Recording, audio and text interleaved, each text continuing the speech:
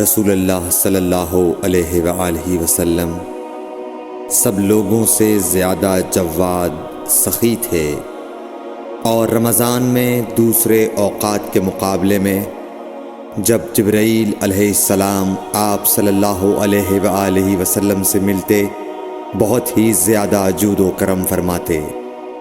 جبرائیل علیہ السلام رمضان کی ہر رات میں آپ صلی اللہ علیہ وآلہ وسلم سے ملاقات کرتے اور آپ کے ساتھ قرآن کا دورہ کرتے۔